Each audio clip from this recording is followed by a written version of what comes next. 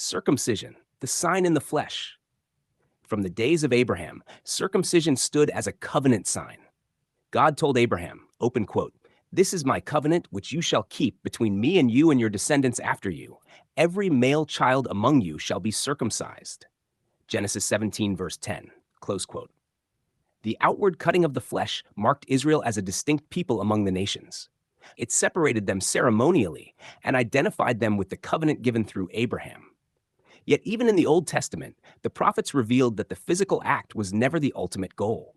Moses declared, open quote, "Therefore circumcise the foreskin of your heart and be stiff-necked no longer."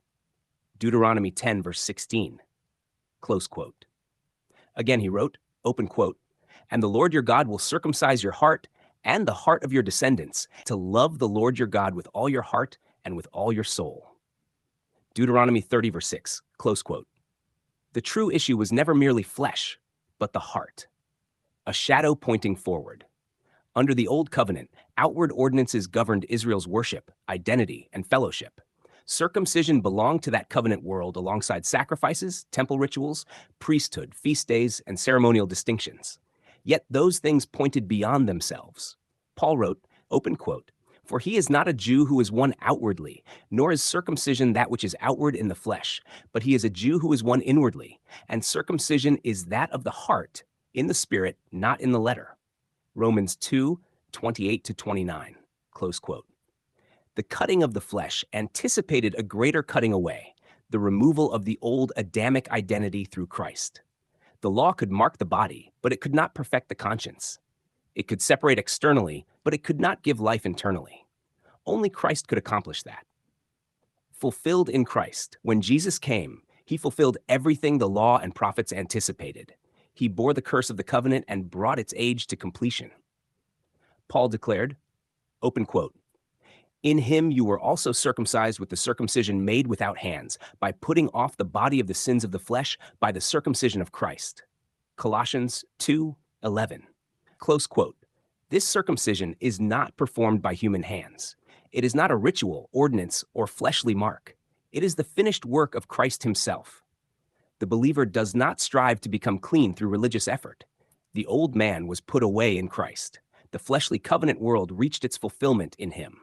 The cross became the final cutting away, the end of the old distinction. In the first century, there was intense conflict over circumcision because many still believed covenant standing depended upon outward observances.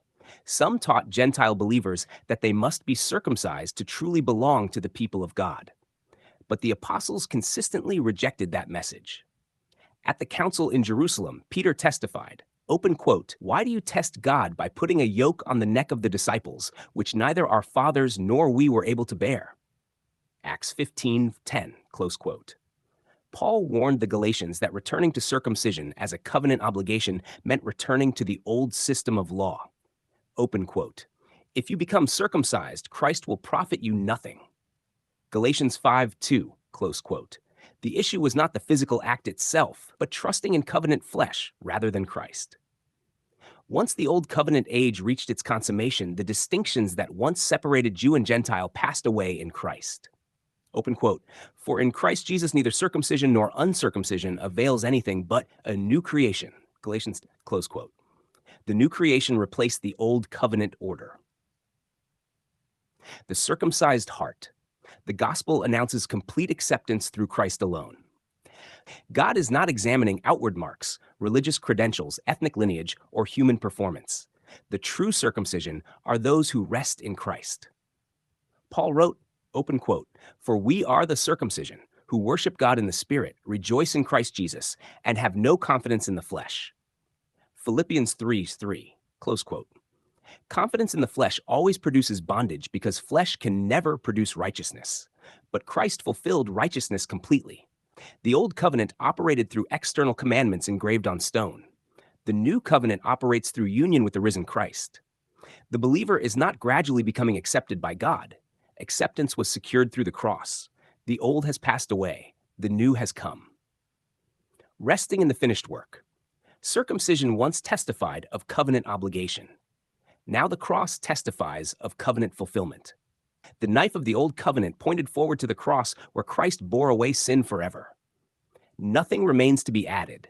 No fleshly effort can improve what Christ completed. The believer stands complete in him. Open quote. And you are complete in him, who is the head of all principality and power. Colossians 2 verse 10. Close quote. The true circumcision is the heart made alive through Christ, separated not by ritual law, but by union with the one who fulfilled all things.